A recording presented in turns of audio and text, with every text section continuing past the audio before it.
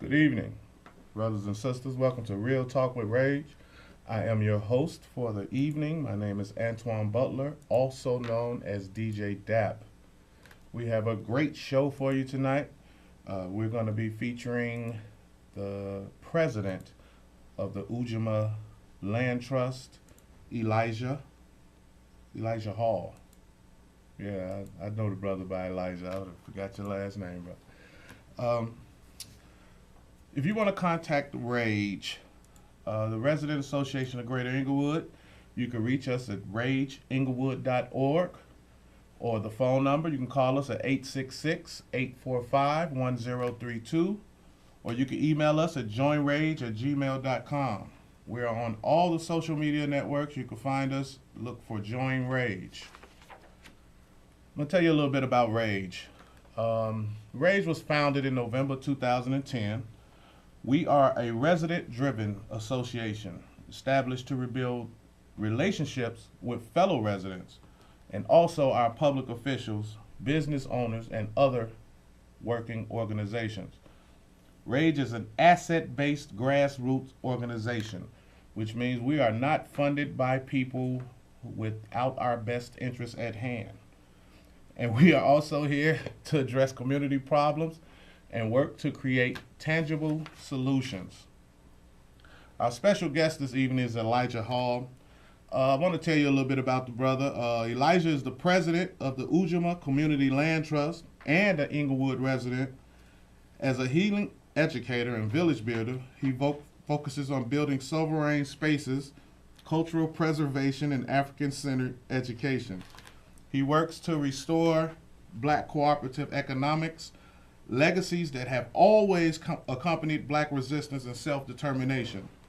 He is also a PhD candidate at UIC and creates bridges to infuse transformative media into transitional work. Wow, brother, that's a lot of big words. What just happened? I couldn't pronounce 6 of those. We're going to welcome Elijah Hall to the show. Who wrote that? I don't know, but my God, that was a little over my head. Oh my goodness. Okay, Elijah, I'm bugging right now. I appreciate it.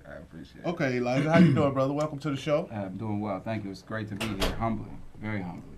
We appreciate you coming. Absolutely. I read a little bit. I read your bio, but I want the viewers to know a little bit about you, a little more about you. So, my first question, because when I first met you, you was not a resident of Englewood. Yes. Yeah. So, Yes. I want to know what was the journey that led you to move to Englewood, Absolutely. and second, explain to the people what it is that this community work specifically that made you start the UJAMAA Community Land Trust. Sure. Well, thank you again, not just you, but to R.A.G.E for doing this. Yes, sir. We need more media outlets that we control. Yes, sir. So this is really beautiful, and I'm honored to be here. When I was, I grew up in Evanston. Okay. And so when I was a child, my grandfather was a deacon at Memorial Emmanuel Church, which is in Englewood. Oh, really? So I was going to Englewood every Sunday morning to church for 10 years. Oh, Okay. I didn't know that. My grandparents, lived, and my mother grew up on 60th and Wood.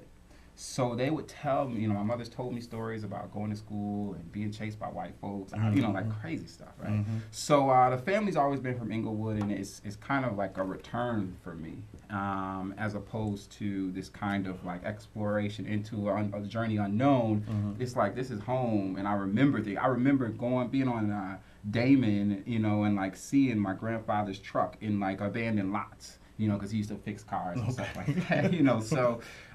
It's beautiful to be back, and for me, and this gets to questions about like holistic community development, ethical community development. I think we should be living in the communities that we're working in. I agree. So when I started community organizing, when I first moved to Chicago in 2007 after I graduated college, I was on that tip, and other folks weren't. Folks I work with were like, you don't need to do that. They were white people. And I was like, nah, that's not how I get down, and I really want to be immersed with the people if I'm going to be trying to, together with them, Right. move towards something better. Right. So, you know, I began, I've been on the South Side since 2007. And in about 2014, myself and others, while we were in Washington Park, we were talking about a cooperative. Let's start a cooperative. We had already done some healing work. We started the Healers of Color. We did the community healing celebration. And so we were at a point where we were like, how do we move this kind of energy and this momentum into a cooperative that can actually sustain itself? Right. We were thinking housing cooperative, healing cooperative. And then we were like, oh, land trust. And by that time, we were like, well, this is the right vehicle, but we're not in the right space. We didn't have the people. There was no groundswell of folks like, we need this. And it was around that time, 2015, I linked up with Sonia Harper, and we saw that there were some things that aligned between what UJAMAA was trying to do in Englewood and what we were trying to do as well. So, well, for the record, UJAMAA is Grow Greater Englewood. Okay. Yes.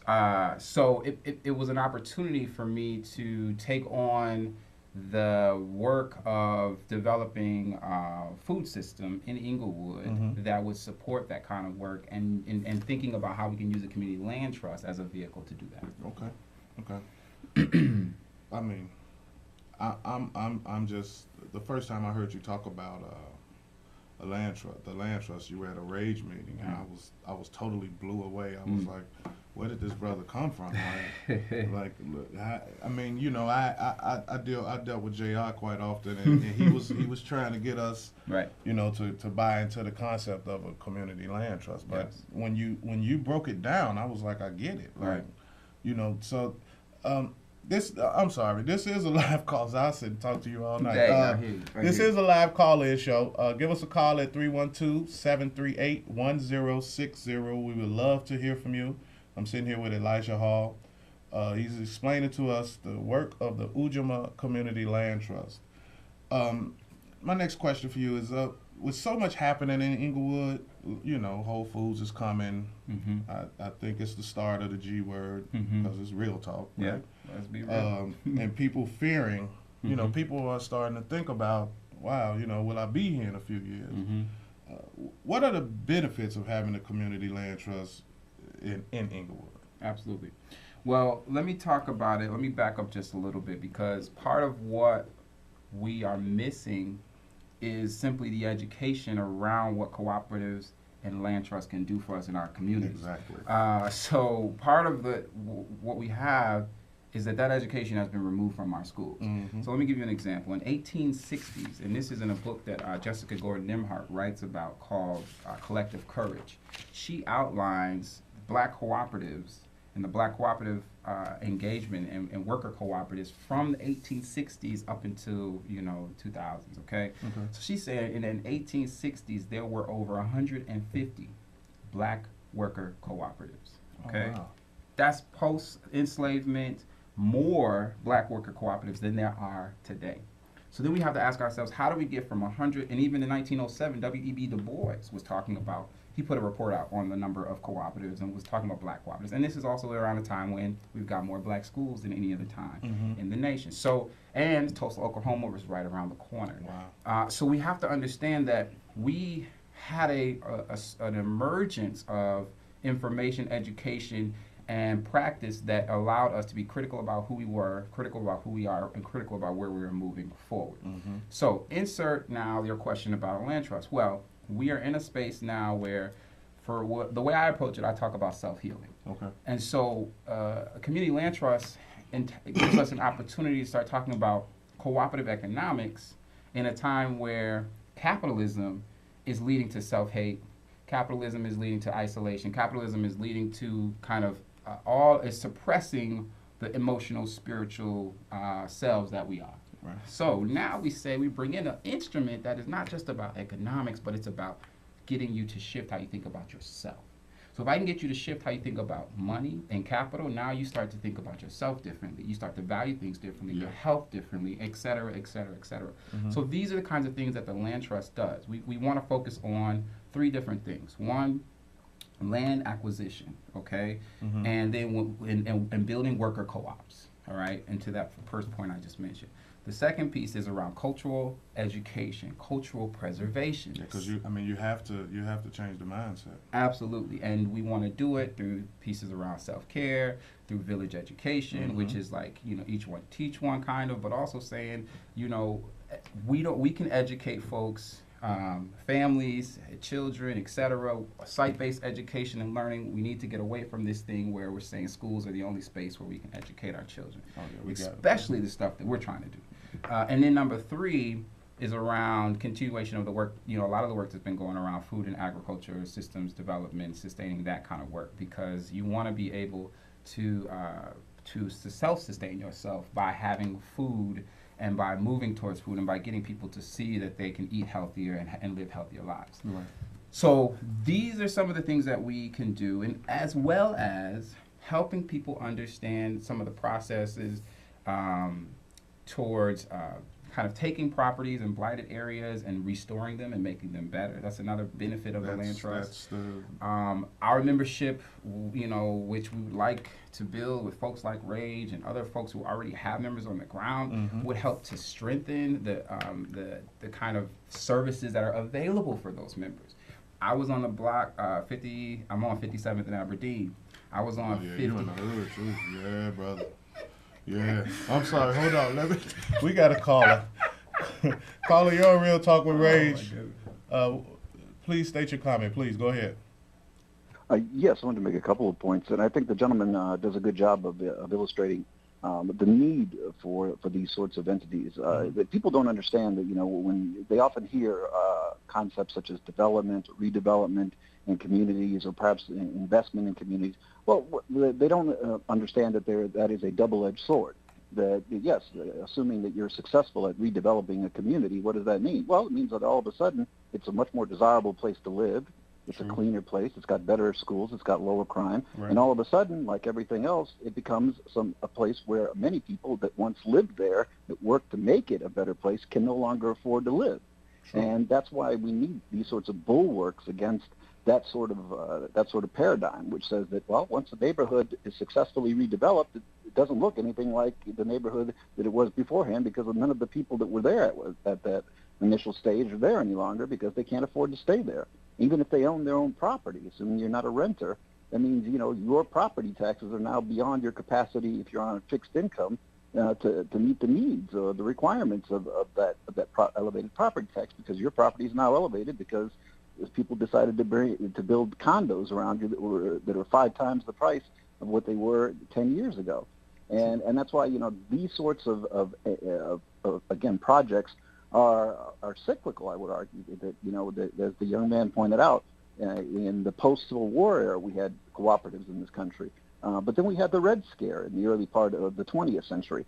And all of a sudden, things like cooperatives became much too akin to what was going on in the Soviet Union back then. And then after the Second World War, we saw actually communities around the country that tried to exist as something akin to cooperatives. But then we had the Cold War, as I said, and we can't have that. We can't have cooperatives because it looks a little bit too much like communism. And we were fighting against communism. So then, of course, all the support that once went into that, under the administrations like FDR, where the carpet was pulled out from under that in the decades that followed. So, this is, again, as I point out, it's a cycle whereby we try, but then all of a sudden, the rug gets pulled out from under us.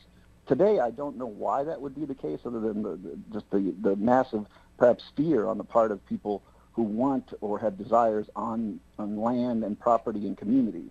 When Cabrini Green, was taken down, people had ambitions on that property long before it turned into what it is today. I mean, they were looking at it and were waiting to see how much money they could get by developing it. And the question is, what happens in other communities? Are we going to let that happen? Because obviously the people who live in Cabrini Green now are not the people who were living there in 1985. But see, I think that the difference with thank you for calling too, caller. Thank you. I think that the difference with Englewood is that we are more we're not this is homeowners. So in the midst of the gentrification, I think that we could also better we could help our kids with this investment that we make now. Now, I understand what you're saying about being priced out, but I mean, what you paid for, you could probably get 2 or 3 times when it's time for that rush of outsiders to come in. I mean, you could pay for your kids' school with that investment. Yes, and and that's one of the things that we also, as CLT, will be bringing, providing is extra help and support, raising the funds to keep people in their properties.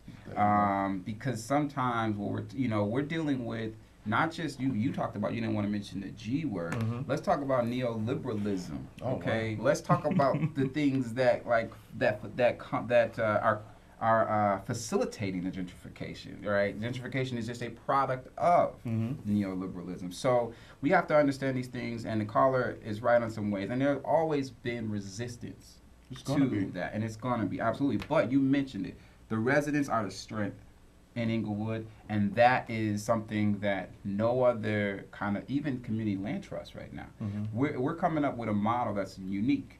Usually, land trusts, you'll see them, they'll buy up this little piece of land, they'll live over here, everybody gets some land. And we're not doing it that way. Right. It's very organic, it's very kind of beautiful in that way. So I like that we have some of these challenges on the table. Challenges make you stronger, right? Yes. Yes, indeed. We got another caller. Caller, you're on the air with Real Talk with Rage. Go right ahead. Yes. I was calling in regards at the tail end of last week's show. You guys kind of make fun of churches a little bit. But, hello? Yeah, I hear you. Yes. And so there's some great churches, especially in Englewood, like Pastor Jonathan Brooks of Canaan Community Church. Oh, that's And I was brother. just wondering how churches like Canaan can join in regards to today's topic. Well, first, Pastor Jay is a member of Rage. He's in a different category than the churches that we're talking about. I mean, you can go to Pastor Jay Church right now, and I'm sure it's open with people in it. Well, the churches that we refer to are the ones that are only open on Sunday from 8 to 12, 8 to 11. Everybody drives in, everybody drives out. It's a burden. There's no tax base when you have 250 churches that are just taken from the community. They're not giving back. I mean, you could do a food pantry once a month, but I mean, who are you really feeding? Absolutely. So it's not really a knock to the church. It's a knock for the church to step up. That's all we're saying. Please step up. I love that. I want to know who you are. It's churches on my block that I have no idea who the pastor is, but I know his Benz when I see it pull up on Sunday. Right. I mean, we got churches with we got pastors with 10 members, and he has a Maserati and Porsches and like is this a hustle or is this religion? What are we doing? Right. So it's not really a knock. I'm just telling you what I see every day, and I live in Englewood. I'm very proud of it, but this church thing we got to slow that down. I mean, I'm sorry, I'm on a rant. No, that's a good one. I'm sorry, Elisha. No, that's a good one because people they ask us, do we have a plan to engage with churches? Okay. And so I'm really glad to hear you say that because I agree. Part of the plan has to include holding them accountable. The other part has to include saying, hey, this is what you are saying you're about. Let's be about that. Exactly. And so we need to start with folks like your brother and other brothers and pastors who are on that tip a little closer to it so we can then model something that other churches might get on board with. Exactly. I got another question for you. What are some of the programs that the Land Trust will be rolling out soon? Yes. So this summer, I'm excited, about the Healing Arts Village. And I've been calling it Healing Arts Village Education because it is a summer program from Monday through Thursday, 10 to 3. And we are going to open participation 12 and up, drop-in summer program. You can come one day, you can come all summer, from June 27th to August 31st. And we're going to do some of the things we talked about, so personal wellness. We're going to write wellness plans. We're going to talk about like health and nutrition, things like that. we are going to do African Bantu arts or martial arts, self-defense. Okay. We're going to talk about self-love, of course, and how that is kind of like this, like, you know, self-love, there's self-love, self-oppression, right? Like, we got to understand those things because our mind is the most powerful thing, right?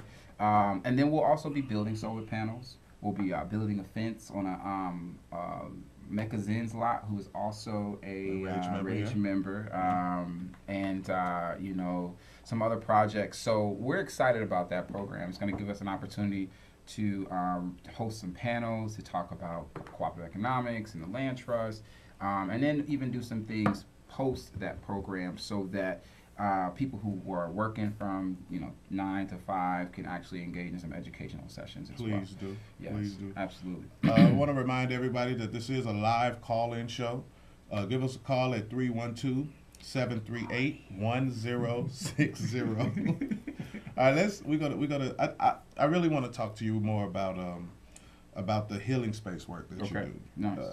Can you tell people a little more about it? Yes. And what is the definition of a holistic approach to community development? Absolutely.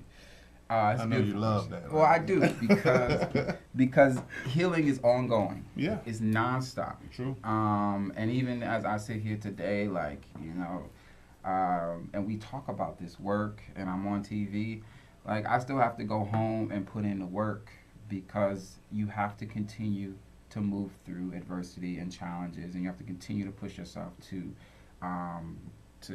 be like, to restore yourself, right, and rejuvenate and these kind of things. So for me, the healing work, in 2011, myself and Stacey Ehrenberg started the Healers of Color.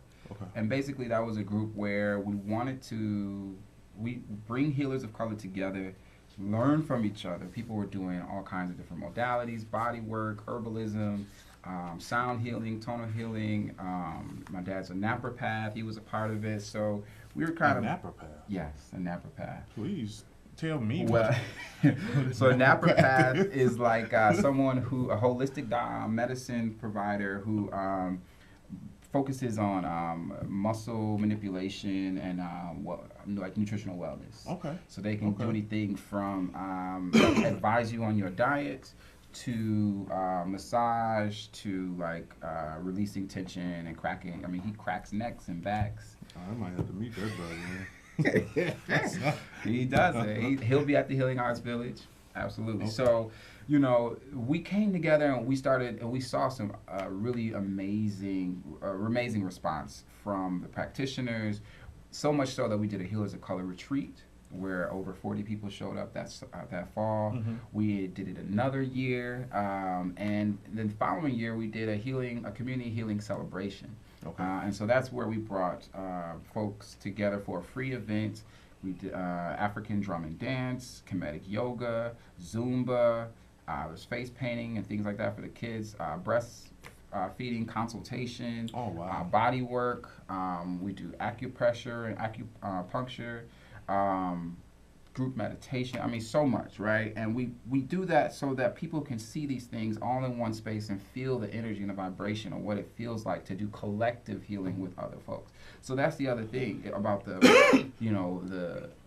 what I've seen in my healing work is how do we move it from individual practice to collective practices and spaces, especially for people who may not have, who haven't, kind of gone and got into a group, or they haven't joined a spiritual tradition, right? But yet they still need the things that are the spiritual practices that hold us down as a people. And so that's what we try to provide through these spaces. And in terms of holistic, community development, for me, it goes back to what we were talking about before. So how do we get into areas and actually immerse ourselves with them, but build things that people in these spaces can take over.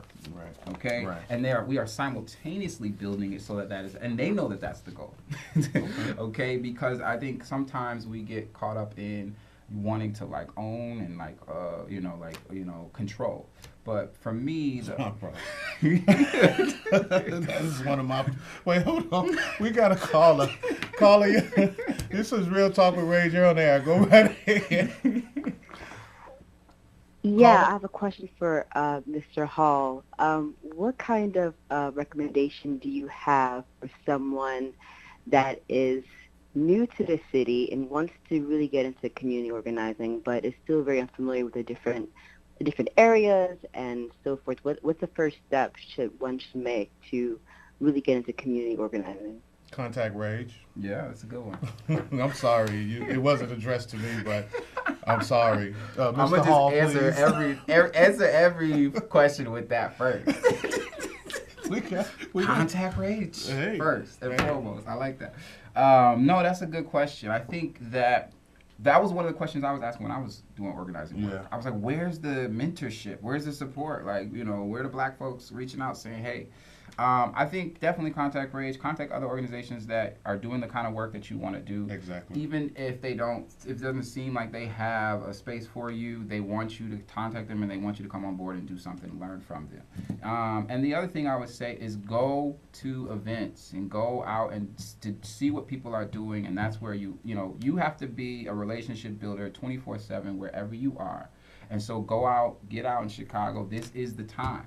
Exactly. Chicago is on fire right now. Yes, we are. Yes, we got another caller. Yes, we are.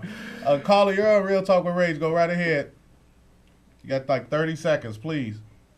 Mr. Hall, how you doing, sir? Hell, sir, I'm doing well. Thank you. How you doing, DJ? All right, brother. How you doing? I'm doing pretty good. This is Jimmy Williams. Jimmy, how you doing, brother? President We got 30 Englewood. seconds, Jimmy. I know you, Jimmy. Come on, brother.